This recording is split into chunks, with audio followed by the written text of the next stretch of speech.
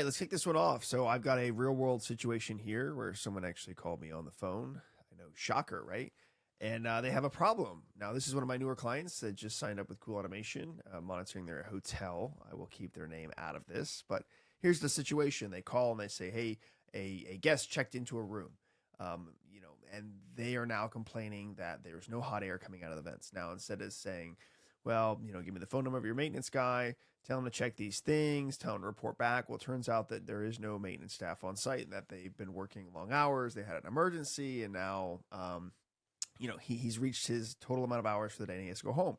It happens. It's a realistic story here, guys. So what do you do? Well, do you dispatch a tech? Now, this job site's about 5 hours from our office and it is slowly approaching closing time here at 4:46 p.m.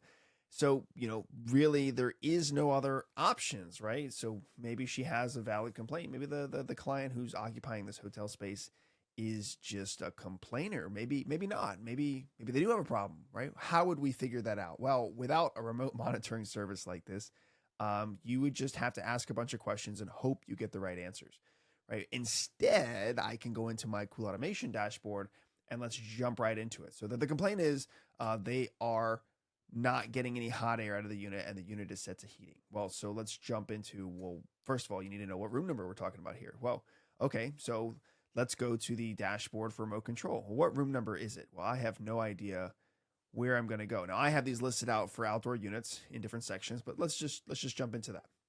Room number is actually 317. Okay, here's the room number. Let's look at what are they trying to do? What does the control look like? They've got it set to 80 and it's 73 in the space. Now the unit is set to heating, so everything's been set correctly at the controller. I can see that from here. Boom. Okay. Where am I going to go next? Well, next I'm going to go to unit diagnostics.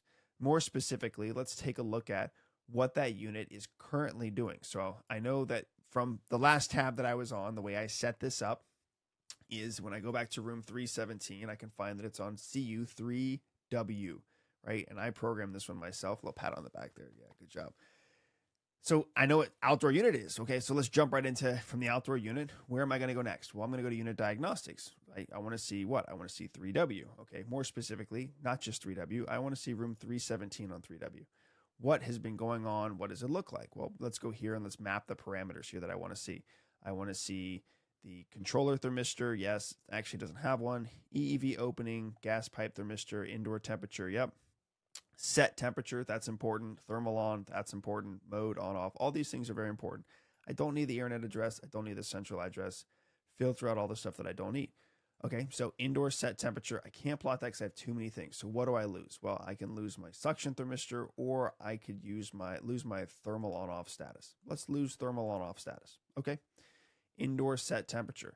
Now let's see here if I can go through and see what this looks like for today. So I'm going to go from this morning until now to see what this looks like. Okay, this is what it looks like. This looks like we started here at 9 a.m. this morning and the temperature was set to, 70 degrees. Okay, not too cold. And it's maintaining 70 degrees. It turns on, right? Those jumps you see are actual valve pulses. Valve pulses open up. You can see the superheat right there across the liquid and gas pipe thermistors, right? If I wanted to, I could just put a superheat parameter in here, right? I would go to parameters. I would go to user define. I would add new. Let's do it, right? Let's say I need to populate one more thing, on this list. Well, how do I do that? Well, I could do that by combining parameters together. So I'm going to go in here and I'm going to whip it a boo. I'm going to take my temperature. So I'll take my liquid temperature and I'm going to subtract it from my suction temperature. That's going to give me what? My live superheat across that indoor unit. Now remember, the T degrees is what you want. You don't want to go in and select something different like the suction air thermistor, right? That's return air thermistor. Here we want to actually make sure that the T degrees is the thermistors that I'm looking for. Actually, it's not even suction. Like I almost messed up. Gas pipe, liquid and gas pipe, not suction. We should probably change that with the T degree there. Okay. Liquid temp minus gas pipe temp, not liquid temp minus return air temp. That would have been a really high superheat. We would have thought this thing was low on charge. Okay, now that I've populated that, move my big old head here to the side, I can get what? I can get rid of my gas pipe and I can get rid of my suction, right? And instead, let's go in here and add my superheat. Boom. Now I've freed up my scale here and I don't need to see anything else. let's see here. Oh, and you can see here I did my math in reverse because I'm getting a negative number. So easy fix here, go to user defined. I'm going to go here, I'm going to edit this. And the problem is that I put the wrong thermistor, right? You put your higher value up front as opposed to your lower value. Otherwise, you will get a negative number, and it's not a negative superheat, right? You can't get negative superheats here. What we want now is to see the numbers. Okay, and now we've got a good number. So what does this do? This allows me to free up my troubleshooting diagram here, my chart, so that I can add more parameters if I want to. Now that I've lost that, I can go ahead and put my return air temp in there because I want to kind of see my space temp. There's no BRC controller temp on this one. So, okay, 70 degrees, complaint, not heating. Wants it heating, not heating. Okay, 70 degrees in the space, keep going, maintaining 70, units off, superheat, right? It's going, okay, right, back up, unit turns on, these are my valve pulses, and they dance. But here's the thing, what happened here between here and over here? Well, you're going to notice here that our line kind of drops there. Indoor set temperature is 70. What happened at 11:20? Well, at 11:20, it was set from 70 to 66 this morning. Okay, well, what is the possibility of that? Well, actually, when you think about a hotel service, there is a cleaning service that comes through and cleans the room. So what happened here? Well, the cleaning service went in this room at exactly 11:20 a.m. to clean this room. And so they turned the thermostat down to 66, which is a bad practice that happens in a lot of hotels where they're always cranking the VRF way down when they're in the room. What happens when this person cleaning the room leaves the room? Well, they don't turn the temperature back up again. No, they leave it at 66. So what does it do for the next 2 hours? Well, the next 2 hours, it goes from, we started at 71 degrees and it's all the way down to 69, 68, and it's just sitting there pumping away at 66. Now, it's probably warm outside.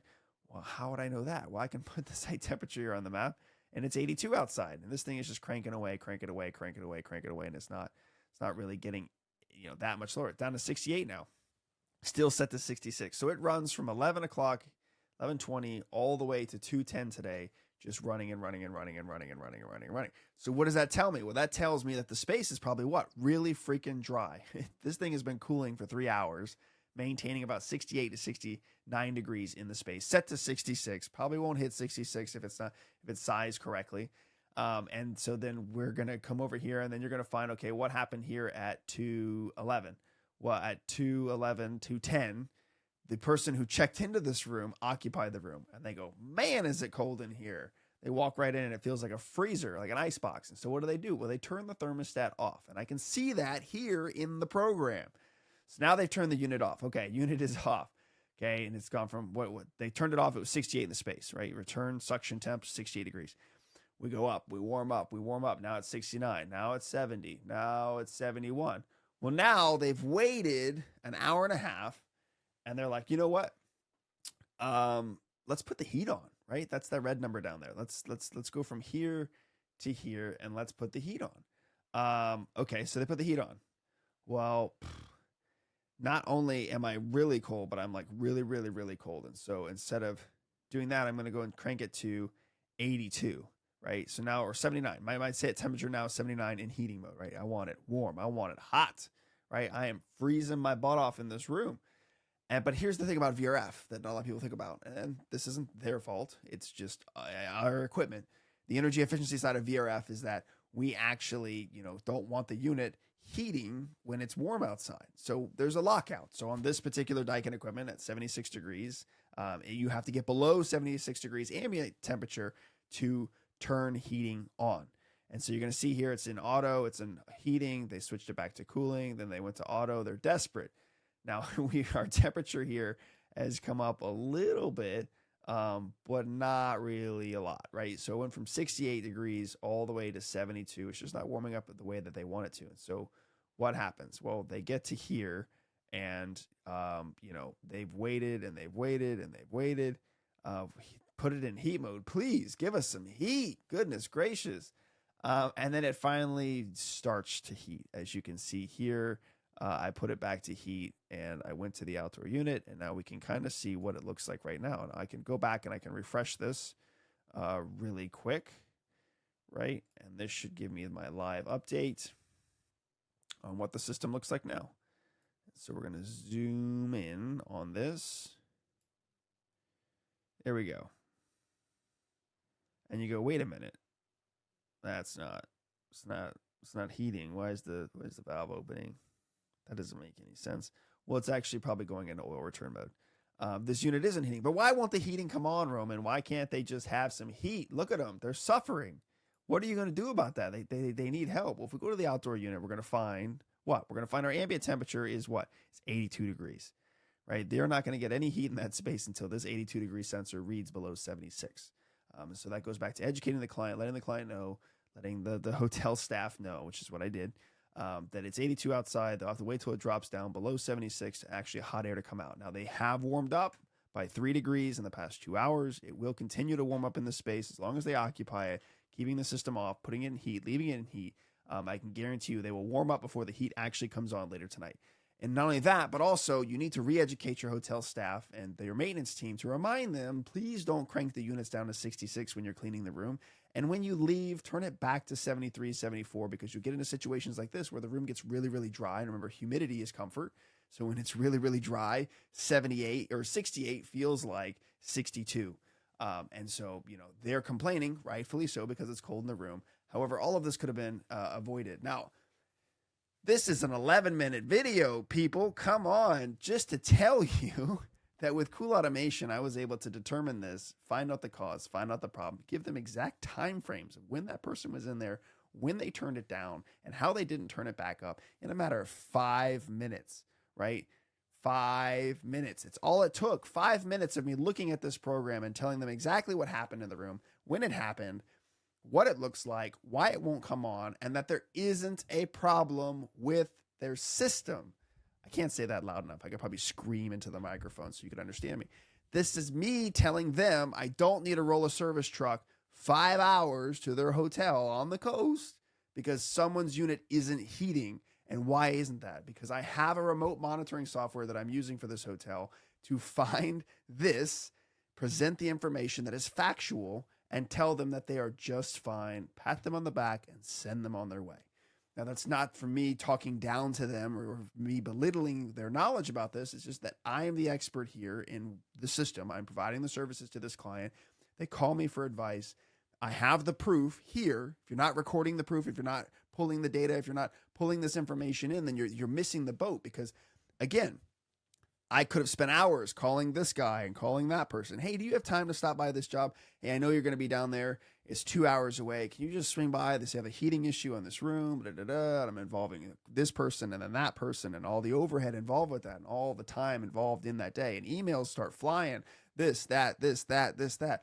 All I have to do is get CoolAutomation, go onto my website, look at the problem, and then say, hey, it's not really a problem. And here's why. And here's how I found it. And here's what it looks like, right? And that's it. And they're super happy, right? You didn't spend copious amounts of time explaining this, watching this video, making this video, right?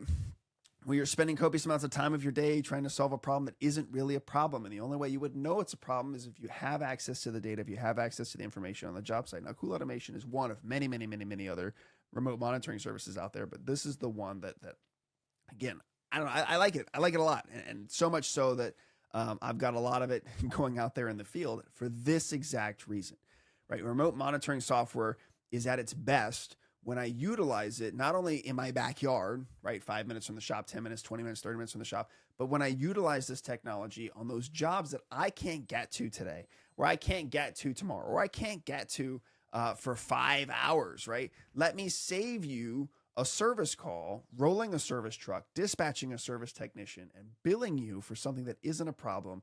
And let me just take a look at your system, right? And that's it. It's access to the information, recording the information, and it all being here in a format that I can easily understand. Or, to the point where I was like, listen, I'll send you some screenshots right now, and you can find out exactly what cleaning person it was that turned that thermostat. No, we know who it is. We know we're going to go talk to them. They've had this problem before.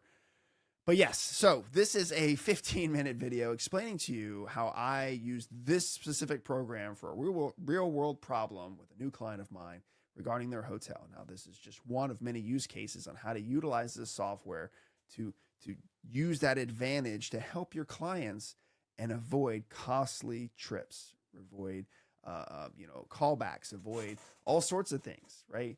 And this unit's actually performing really well, and I was able to look at that. I was able to look at the history on it. The sensors look great.